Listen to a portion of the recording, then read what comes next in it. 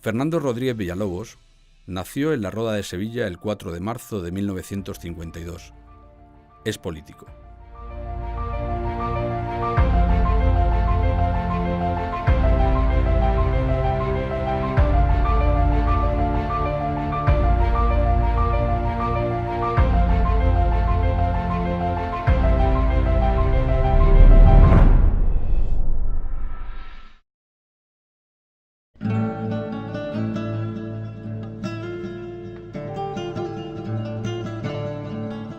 En la Andalucía que vio nacer a Fernando Rodríguez Villalobos, las diferencias entre las zonas rurales y la capital eran más que importantes. Pero los años han pasado y todo ha evolucionado. Ya nada es como era en esa España de los años 50.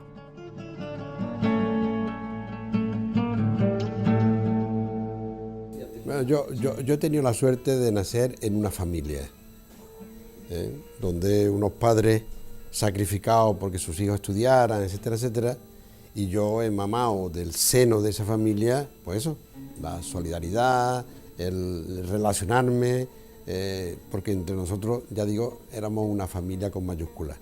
Eso me ha servido después para el desarrollo de mi vida, ¿no?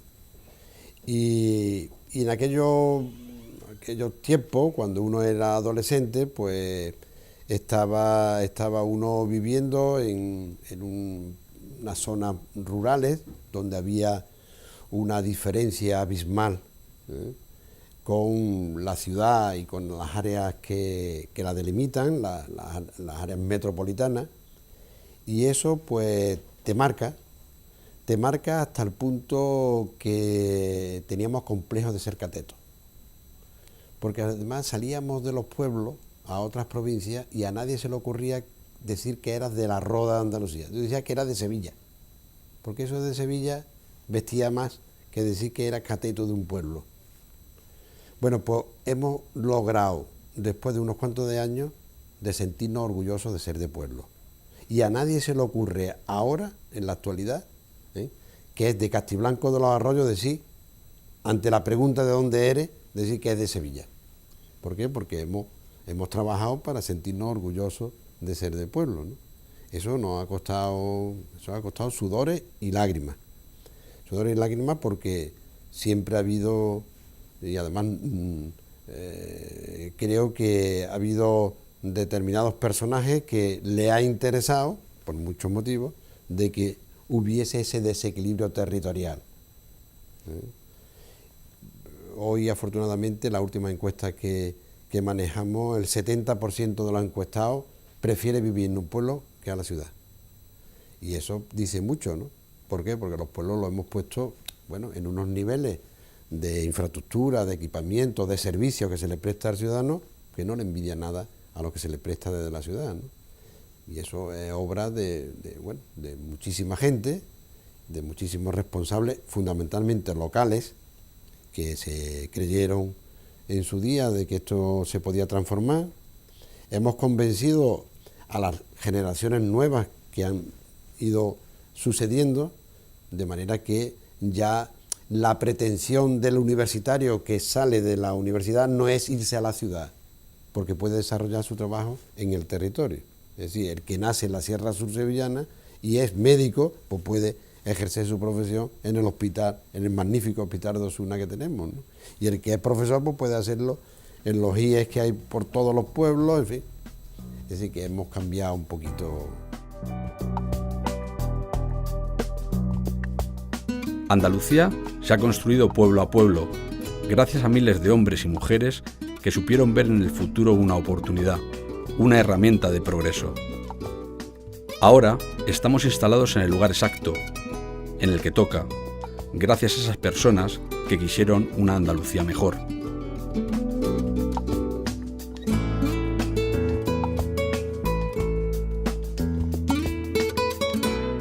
Bueno, ha cambiado tanto hasta el punto de que los vecinos y vecinas de ese pueblo vivían solo y exclusivamente del sector primario, es decir, del campo, y hoy afortunadamente ese sector ha pasado a un segundo plano, porque el sector industrial le ha ganado la partida. Y eso ha sido una transformación que hemos hecho de ese pueblo. Por lo tanto, El pueblo de la década de los 60, al que me estoy refiriendo, pues era un pueblo que solo vivíamos vivían nuestros antepasados y demás, pues de la agricultura. Y nuestros abuelos y a nuestros padres le debemos la transformación de no ese pueblo al cual me estoy refiriendo, que es el mío, sino a muchísimos, a centenares de pueblos. ¿Por qué? Porque fueron visionarios, se dieron cuenta de que había que cambiar, que el sector primario no daba para comer para todo el mundo y había que darle vuelta a la cabeza. Y ellos se lo dieron, y ellos fueron capaces de montar una estructura de cooperativa de primer grado, que ya hay que hacer un esfuerzo para convencer a la gente del campo que tienen la cabeza muy cerrada. Tenían, porque la formación que se tenía pues era la que era. Entonces fuimos capaces de montar un entramado de cooperativa de primer grado. Luego ellos mismos pensaron que le estaban timando en los precios de lo que cultivaban y que había que competir en un mercado para que el valor añadido se quedara en el pueblo, y inventaron las cooperativas de segundo grado. Eso no ha sido gracias a los de ahora, sino a mi abuelo, a mi padre, digo a mi abuelo y mi padre, como muchos abuelos y muchos padres, que fueron capaces de darse cuenta de que aquello no daba para más y que por tanto había que darle vuelta.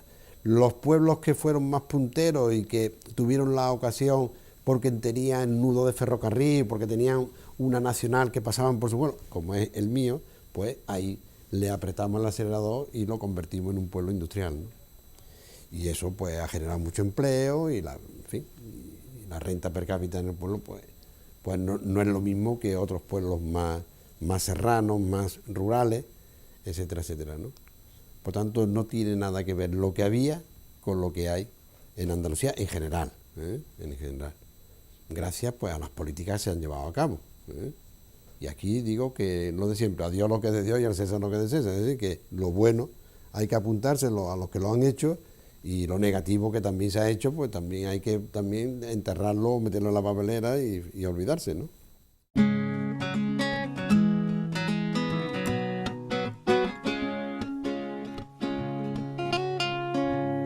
Fernando Rodríguez Villalobos llegó a la política de forma inopinada, con la consciencia repleta de posibles aventuras y de ilusiones.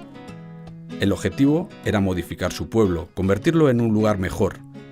Sus inquietudes comenzaron a tomar forma siendo aún muy joven.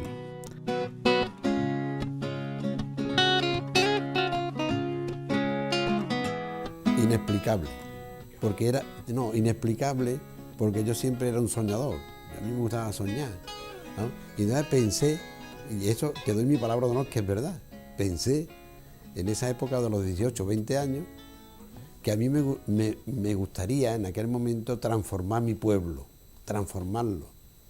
Y claro, yo me hacía pues esos sueños de verano, y cómo lo transformo, y da igual. Y yo decía, o tengo mucho dinero para montar una fábrica muy grande y darle empleo a todo el mundo, que no lo tengo, o me tengo que inventar otra cosa. Y digo, ¿y qué invento hay aquí? Los ayuntamientos, que entonces estamos hablando de ayuntamientos que todavía no eran ayuntamientos democráticos, ¿sabes? Ya se estaba olfateando el cambio de dictadura, de régimen a la democracia, ¿no? Y pensé, pues si yo soy el alcalde de mi pueblo, pues lo mejor puedo transformar yo, ¿eh? Y por ahí me metí. Yo siempre he sido una persona, creo, espabiladilla, coeficiente intelectual normal, pero sí he sido siempre muy avispado, muy avispado. Teníamos fama, mi hermano y yo en el colegio, que éramos avispados. No te digo el mote que nos decía, pero tiene que ver con eso de avispado, ¿no? Eso, como yo soy Villalobos, pues entonces me decían zorro porque era astuto. Entonces me decían los zorros, el Villalobos el Grande, que era mi hermano, pobre, que era mucho más listo que yo y mucho más avispado, ¿no? Pero bueno, eso se lleva en la genética, ¿no? Y eso te sirve mucho en política, el que sea una persona resolutiva, ¿eh? y que sea imaginativo, que sea creativo, que esté dándole vueltas al coco permanentemente, que no sea un agente pasivo. Bueno, esto me lo encuentro aquí, pues ya está.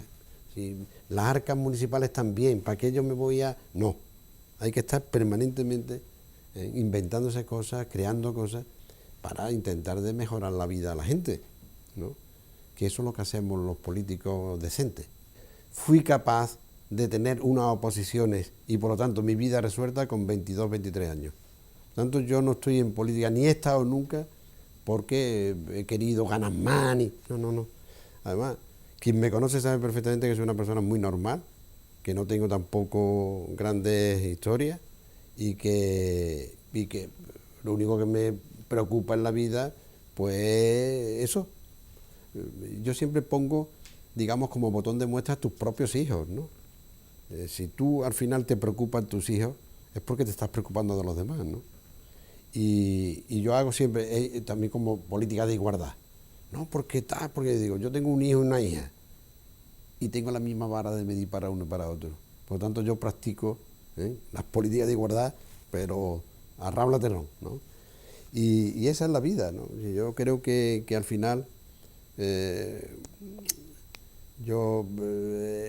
te digo, al final, el nacer en un ambiente sano, el vivir tus primeros años de vida en un ambiente bueno, sano, de como yo lo viví, después entrar en un colegio como yo entré, con amistades de gente todas más o menos de la misma, eso al final me ha enriquecido. Yo no he tenido que estudiar las cosas para ponerlas en práctica. Por eso yo ejerzo más la práctica que la teoría.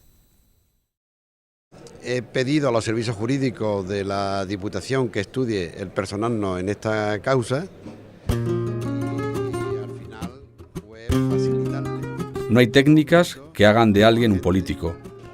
Rodríguez Villalobos lo es y sabe qué hay que hacer con la capacidad de comunicar innata. Se trata de descubrirla, potenciarla y hacer que la maquinaria funcione con suavidad. Un político tan veterano como él lo sabe gracias a los años de experiencia, aunque los comienzos como profesor fueron un excelente trampolín.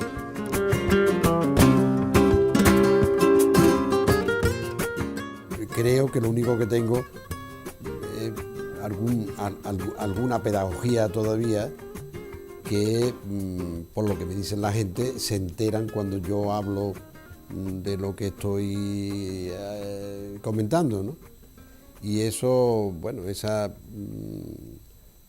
acción del político que es capaz de comunicar lo que pretende a sus convecinos y tal, pues yo creo que eso hay que aprovecharlo de lo que se ha estudiado en teoría, ¿no? Después eso hay que ponerlo en la práctica, ¿no? Afortunadamente hoy se puede aprender muchas cosas, ¿eh? Yo soy de la opinión de que todo aquel que no ha nacido con la genética para dedicarse a este tipo de labores, pues yo creo que lo tienen muy difícil, aunque haya técnicas de aprendizaje que son extraordinarias, ¿no? Pero al final yo creo que esto de comunicar es algo que en primer lugar te tienes que estar convencido tú mismo, que muchas veces el político no está convencido de lo que está diciéndole a los demás, por lo tanto, primer problema. Pero si estás convencido y lo has mamado y lo has trabajado, pues al final eso te es más fácil poderlo comunicar a los demás, ¿no? Pero yo creo que es complicado, es verdad, es complicado. Que yo tengo una anécdota que es que cuando empecé en política, el primer acto que hice público, escuché a los que estaban al lado de decirle uno a otro, este es mejor que se dedique al campo porque esto no le va, esto es un desastre. ¿Por qué? Porque aquello era, bueno, eso de ver, habría 300 personas allí en el cine de mi pueblo. Yo allí, claro, diría tantas tonterías y tantas animaladas que al final por los que estamos ya lo hicieron, este mejor que se dedique a otra cosa que no sea la política. Y fíjate, al final he llegado a algo en la vida, ¿no?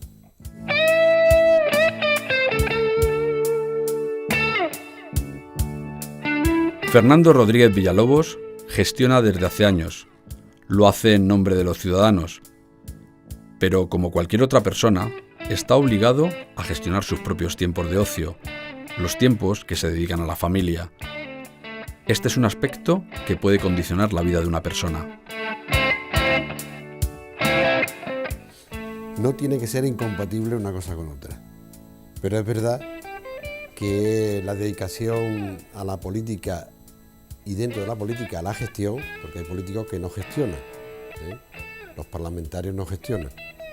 Los que tenemos responsabilidad, como me pasa a mí y a muchísimos alcaldes y responsables locales, sí tienen la responsabilidad de gestionar y entonces se lleva mucho tiempo esa gestión. Y al final, como todo en la vida, pues tomas vicio de las cosas. Y aquel que no es capaz de delimitar el tiempo que le tiene que dedicar a su trabajo, a su profesión y a su familia y a su ocio, pues la verdad que no lo pasa bien. Yo estoy ahí tratando de equilibrar ese tiempo que le dedico a unas cosas y a otras. Pero es verdad lo que dice, que al final la gestión se lleva mucho tiempo, mucha dedicación. El sentido de la responsabilidad que le ponemos, eso nos hace aún más el dedicarle más tiempo. Y bueno, la verdad es que a nadie nos ha obligado a estar donde estamos, por lo tanto, todo aquel que te diga que está muy tal, no. Mire usted a estos se ha dedicado porque ha querido y por lo tanto tiene que asumir pues esa cuota de responsabilidad y de dedicación, ¿no?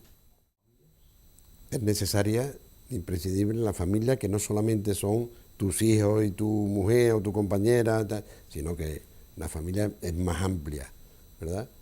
Y es necesario, lógicamente, el que tú en los momentos de más complejidad y de más dificultad, pues puedas por lo menos mirarle la cara a alguien que te quiere y que sabe que nada más mirando, pues bueno, pues te da un poquito de aliento, ¿no? Y eso es lo que a mí me ocurre, ¿eh?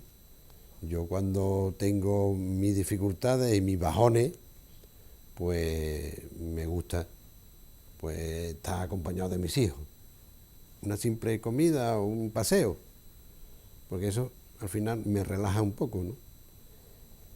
Pero yo creo que esos son los sentimientos también, cada uno es como es, y la vida es tan diversa y tan compleja a la vez, que lo que para ti es fundamental, para el que está al lado, pues se ríe de esas cosas, ¿no?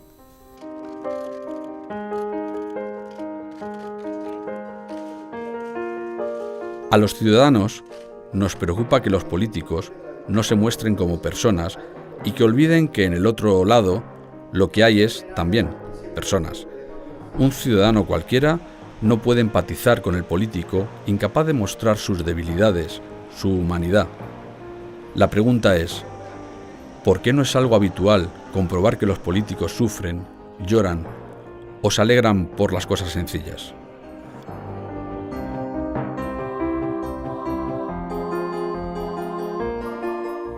Pues no sé, pero puede ser porque haya políticos que piensen que por el hecho de que se te humedezcan los ojos cuando te cuentan un problema tal y cual, pues eso se llama debilidad. Hay otros que piensan que bueno, que la política y el político tiene que transmitir seguridad y tal y cual, y eso no se transmite cuando se te ve un poco débil, y yo creo que es un error. El político se tiene que mostrar como es. Eso que usted Y si la gente, algunos te califican de que eres débil porque se te saltan las lágrimas, pues bueno, hijo, ¿qué le vamos a hacer? Pero tú eres como eres, ¿no? Yo en ese sentido no he tenido yo nunca ningún tipo de complejo. Yo en ese sentido siempre he sido como soy. Y si he tenido que decir una cosa, le he dicho, después me he arrepentido, pero lo he dicho y me he quedado tan fresco, ¿no? Y en estas cosas, hombre, mi etapa de alcalde me ha hecho también, me ha hecho forjarme como persona. Eso de que tú llamen a la puerta de tu despacho y entre una persona y te cuente un problemón, ¿vamos? Que el cura de mi pueblo, que es muy amigo mío, ya es un hombre muy mayor, pero teníamos unas buenas relaciones y hablaba yo mucho con él y es conmigo, ¿no? Y de broma me decía, entre los casamientos civiles y el confesionario que tiene, me vas a quitar mi clientela. Me vas a quitar mi clientela. Y era verdad, porque es que llegaban la gente allí a explicarte sus cosas íntimas, cosas de alguna discusión que había tenido la pareja, alguna cosa. Y tú imagínate cómo tú te encontrabas allí, ¿no? Que tenías que poner orden en el desorden, ¿sabes? Bueno, pues todo eso te hace persona. Todo eso, al final yo me iba a mi casa y decía, ay, qué bien, que haya venido la fulanita o el menganito a contarme este problema. Pues, ¿por qué confiará en mí? Yo pensaba. Eso sí, el problemón te lo hacías tuyo y a darle vuelta al coco, ¿no? Y a darle vuelta al coco. Yo creo que, bueno, que eso a mí como político me ha hecho persona y no tengo que arrepentirme absolutamente de nada. De nada. Y ya está. Esa es la historia de este humilde político. Hombre, tengo algo porque es que me separé de mi mujer. Y eso supuso para mí un golpe. Pero a partir de ahí, todo perfecto. Digo que me separé porque como le dedicaba tanto tiempo a la historia, por eso cada vez que me preguntáis este tipo de historias, siempre advierto, hay que compatibilizar, porque al final te puede hacer jugar, te puede pasar lo que a mí me pasó, ¿no? Pero lo demás todo perfecto. Vamos, yo estoy orgulloso de haber hecho lo que he hecho y no me arrepiento absolutamente de nada, ¿no? Fernando Rodríguez Villalobos ha vivido momentos políticos fundamentales en la historia reciente de España y sabe que las diferencias entre lo que era la clase política de la época de la transición y lo que es ahora son grandes. Sin perder de vista el futuro, puede echar un vistazo a un pasado del que no podemos desprendernos y del que sí podemos aprender muchas cosas.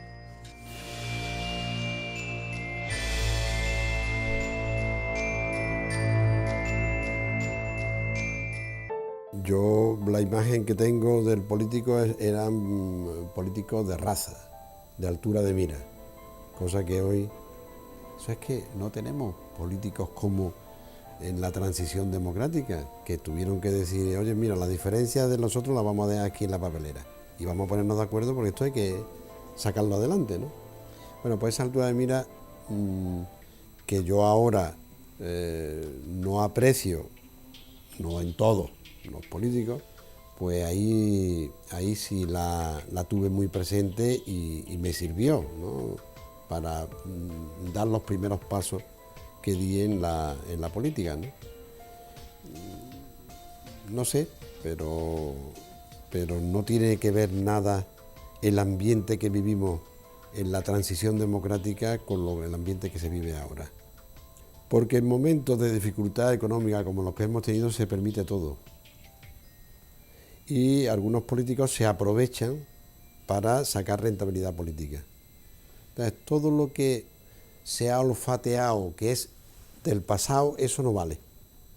Porque aquí lo que se vende es la transformación de lo que hay, porque lo que ha habido, como os dais cuenta, nos ha llevado a ¿no? A esta crisis, a esta... Entonces yo creo que eso al final, las aguas bajarán y las cosas se valorarán, pienso, en su justo término. Tampoco hay que ponerle que los políticos en la transición pues eran algo más que personas que venían de otro mundo, no, pero que duda cabe que tuvieron una altura de mira y tuvieron una visión del futuro de nuestro país que pasaba necesariamente por ponerse de acuerdo y por dejar algunas diferencias. Hoy no. Hoy al final pues vemos por televisión y por los medios de comunicación que se ha llegado a un principio de acuerdo entre dos fuerzas políticas, entre dos líderes políticos, y al día siguiente pues dicen que se ha ido todo por... No veo yo ahí la consistencia y la formalidad y responsabilidad que veía en los políticos de la transición democrática.